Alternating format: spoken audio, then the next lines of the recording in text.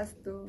Halo teman-teman, perkenalkan nama saya Nyoman Noviantisari, NIM 1717 05 1344. Di sini saya ingin mengajak teman-teman untuk sama-sama belajar mengenai jenis-jenis laporan keuangan dan langkah-langkah penyusunan laporan laba rugi.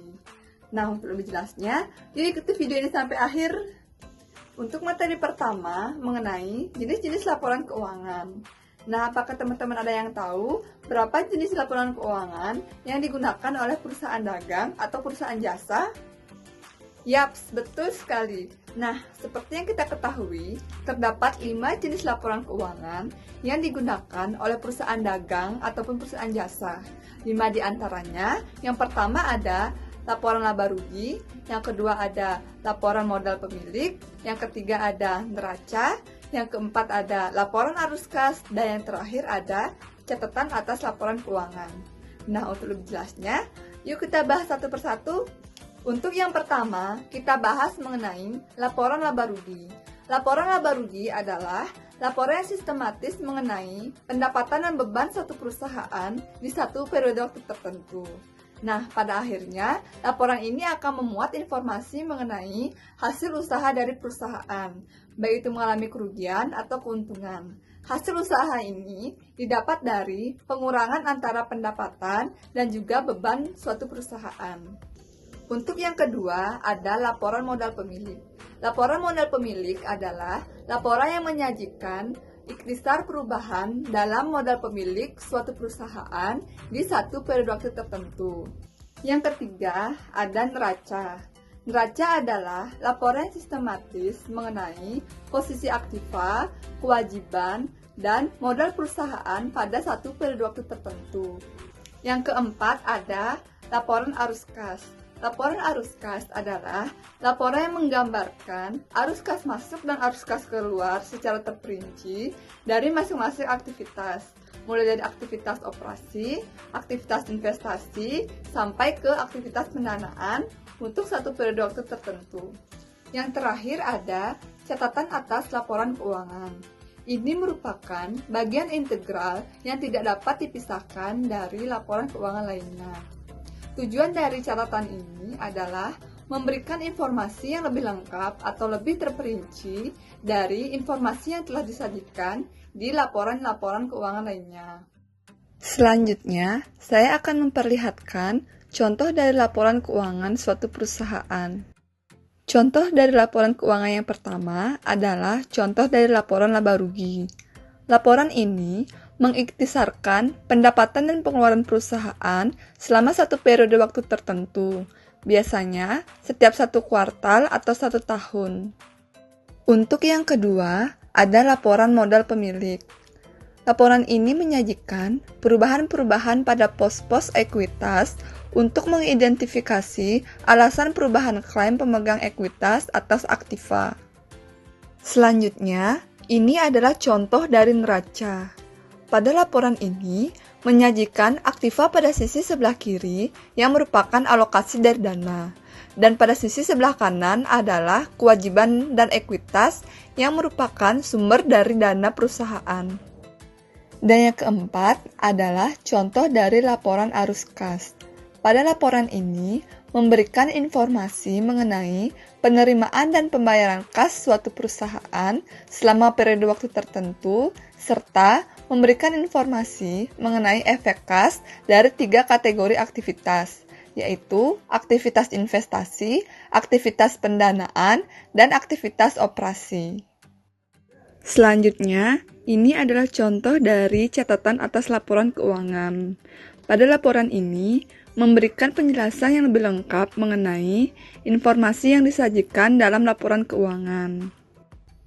Sekian dulu ya materi mengenai jenis-jenis laporan keuangan. Selanjutnya, kita masuk ke materi kedua mengenai langkah-langkah penyusunan laporan laba rugi. Nah, dalam menyusun laporan laba rugi, langkah pertama yang harus kalian lakukan adalah membuat jurnal atas semua transaksi yang terjadi. Kemudian, memposting jurnal tersebut ke dalam buku besar. Langkah selanjutnya adalah membuat neraca saldo. Langkah keempat adalah membuat jurnal penyesuaian. Langkah kelima adalah membuat neraca lajur atau kertas kerja. Langkah keenam adalah membuat lembar untuk laporan laba rugi. Langkah ketujuh adalah menyalin laporan pada neraca lajur yang berisikan data mengenai laporan laba rugi. Untuk selanjutnya, kita bahas secara lebih detail mengenai langkah-langkah penyusunan laporan laba rugi. Yuk ikuti sama-sama. Ini merupakan contoh dari jurnal. Seperti yang kita ketahui, setelah terjadi transaksi keuangan pada perusahaan, akuntan harus segera membukukannya melalui jurnal, baik jurnal umum maupun jurnal khusus. Ini semua tergantung dari kepentingan dan kebutuhan pada perusahaan. Ini merupakan contoh dari buku besar. Nah, setelah melakukan penjurnalan, langkah selanjutnya adalah memposting atau memindahkan data-data pada jurnal ke dalam buku besar. Data yang dipindahkan disesuaikan berdasarkan akun-akun yang bersangkutan.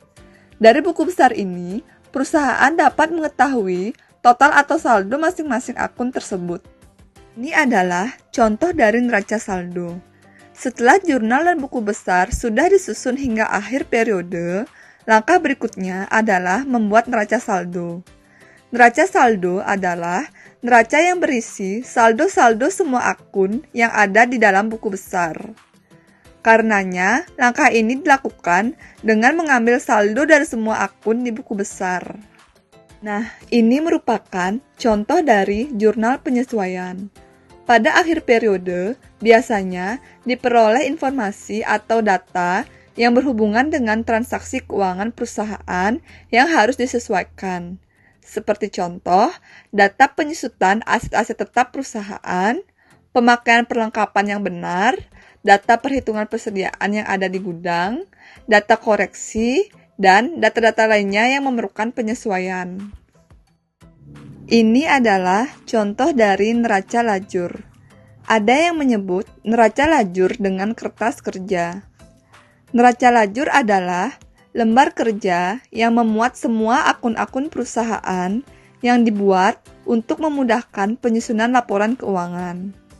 Neraca lajur terdiri dari 5 kolom besar, yaitu kolom neraca saldo, jurnal penyesuaian, neraca saldo setelah disesuaikan, kolom laba rugi, dan kolom neraca. Masing-masing kolom tersebut memuat 2 kolom lagi untuk nominal, debit, dan kredit. Ini merupakan contoh dari lembar laporan laba rugi. Jika neraca saldo telah selesai dibuat, maka berikutnya menyusun laporan laba rugi.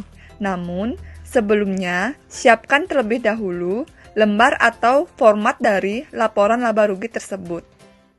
Setelah lembar laba rugi siap, selanjutnya tinggal menyusun laporan laba rugi berdasarkan data dari neraca lajur tersebut, yaitu memindahkan data dari kolom laba rugi saja. Setelah laporan laba rugi dibuat, baru kemudian kinerja perusahaan dapat diukur dan dinilai melalui unsur-unsur yang terdapat dalam laporan laba rugi. Karena itu, menjadi penting untuk akuntan mengetahui dan memahami bagaimana cara membuat laporan laba rugi yang baik. Sekian dulu ya materi yang bisa saya sampaikan. Semoga bisa bermanfaat bagi kalian semua. Dan semoga dengan mengikuti video ini, kalian bisa lebih paham mengenai jenis-jenis laporan keuangan dan langkah-langkah penyusunan laporan laba rugi. Dadah! Om Santi Santi Santi Om.